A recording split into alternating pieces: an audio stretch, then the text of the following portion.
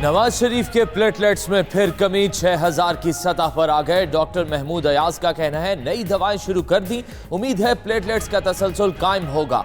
Medical board ने नवाज शरीफ का दोबारा से तिब्बी मुआयना किया। जाती मुआलिज डॉक्टर अदनान ने भी मेडिकल बोर्ड में बाकायदा शमूलियत इख्तियार कर ली। उधर शहबाज शरीफ का कहना है डॉक्टर्स अभी तक नवाज शरीफ की बीमारी पर काबू नहीं पा सके।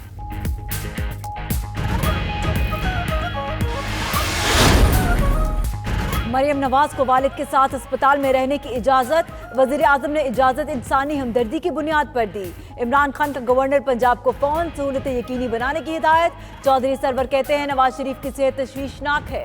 शहबाज शरीफ ने नवाज शरीफ की इयादत की। सादिक संजरानी, असद कैसर और सराजुल हक के शहबाज शरीफ को फ़ौन नवाज शरीफ की खैरियत दरियाफ्त की।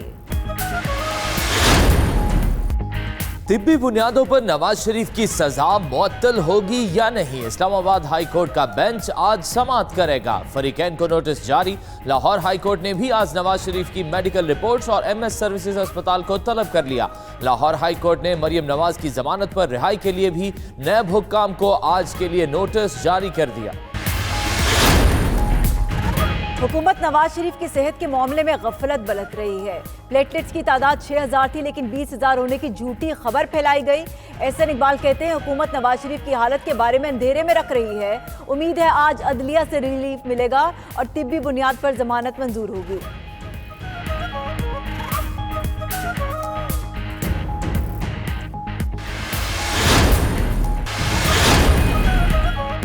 आज़ादी मार्च का मामला, हुकूमत और अपोजिशन की कमेटीज में आज मुज़ाकरात होंगे। फजलुर रहमान का कहना है हुकूमती कमेटी का लहजा ठीक नहीं था, वो अब इमरान खान का इस्तीफा साथ लाएं। परवेज खट्टर कहते हैं अपोजिशन को काफिले ना रोकने की यकीन दहानी करा दी, किसी दबाव में आकर नहीं खुले दिल से इस्लामाबाद आने की इजाजत दी। अदालत ने डी चौक में आने की इजाजत दी तो हुकूमत भी नहीं रोकेगी।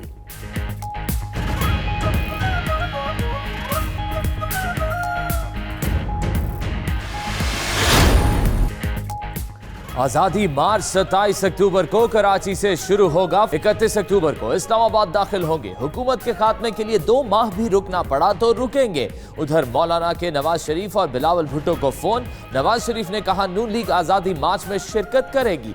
बिलावल भुट्टो की भी शिरकत की यकीन दहानी।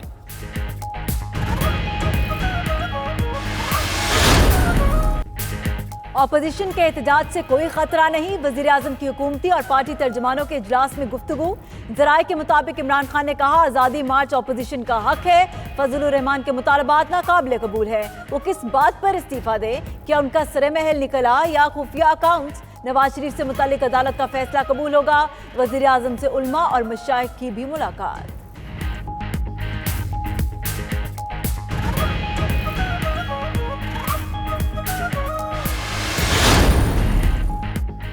हुकूमत की अपोजिशन से कोई डील नहीं हुई, पैसे वापस मिल गए तो डील हो जाएगी। हुमायूं अख्तर की प्रोग्राम हार्ड टॉक पाकिस्तान में गुफ्तगू। खुर्रम दस्तगीर बोले जिसे ये एहतसाब कहते हैं वो बुग़्ज़ है। BRT पेशावर में 100 अरब के खड्डे पड़े, उन्हें क्यों नहीं पकड़ा जाता। कमर जमान कायरा ने कहा आसिफ जरदारी भाग नहीं रहे, उन्हें क्यों पकड़ा गया, उनका केस सिंध में चलना चाहिए था।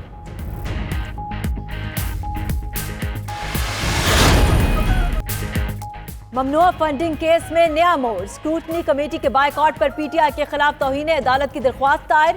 इलेक्शन कमीशन में दरख्वास्त अकबर S बाबर की जानिब से दायर की गई।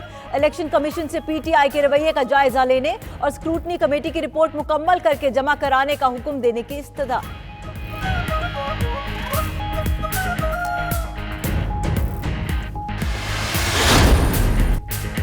कराची के इलाके बहादुराबाद में मिलने वाले लच्छेदार पराठे हर एक की पसंद बन चुके। शहरी कहते हैं ठंडी लस्सी हो या फिर गरम गरम कड़क चाय, दोनों ही लच्छेदार पराठों का बेहतरीन जोड़ है।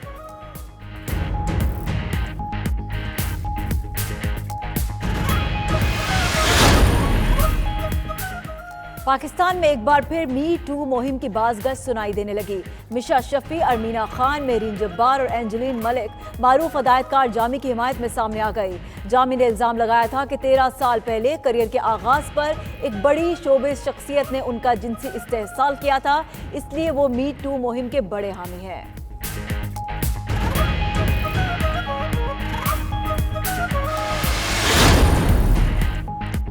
वसीम अकरम ने क्रिकेट की दुनिया में कामयाब इनिंग्स के बाद फिल्मी दुनिया में भी कदम रख दिया। वसीम अकरम मनी बैक गारंटी नामी कॉमेडी फिल्म में अदाकारी के जौहर दिखाएंगे। फिल्म में वसीम अकरम की अहलिया शुनैरा अकरम भी जलवागर होंगी।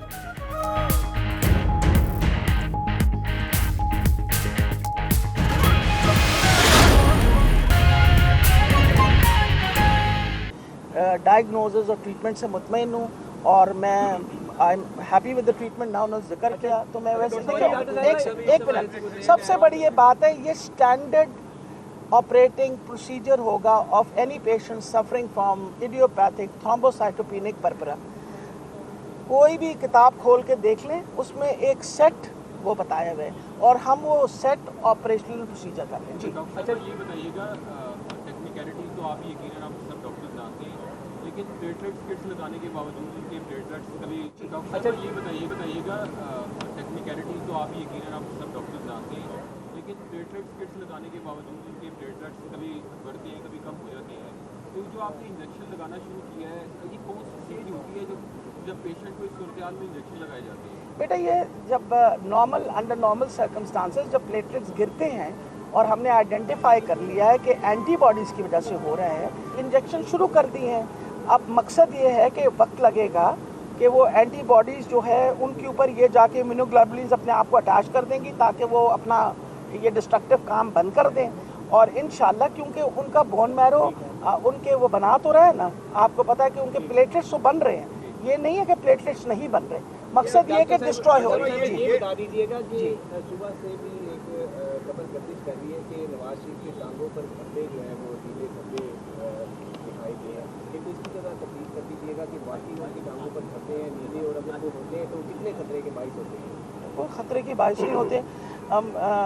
मसला ये है कि आपके टांग पे कभी धब्बा पड़ा है, मेरे भी पड़ जाता है, कई दफ़ा छोटे छोटे धब्बे पड़ जाते हैं, कोई ऐसी परेशानी वाली बात नहीं है। लेकिन नेचुरली उनके क्योंकि प्लेटलेट्स कम थे तो वो हमने ख़ास तौर पे एग्जामिन किए, वो छोटे धब्बे पड़े थे। धब्बे नहीं होते, वो थोड़ी थोड़ी पर्टिकल हैमरेजेस हम कहते हैं, रैश सी लगती है।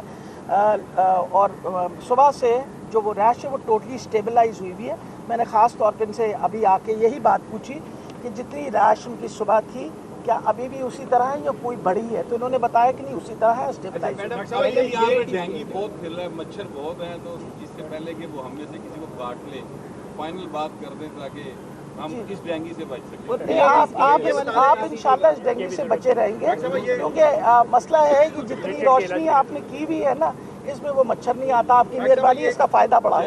ये कह दें बता दें कि क्या नवाज शरीफ स्टेबल हैं, उनकी हालत खतरे से बाहर है, इसको जरा बयान करें। देखिए बेटा, मकसद ये है कि आपको इस बात के बारे में एहसास होना चाहिए कि number 1 he has multiple problems.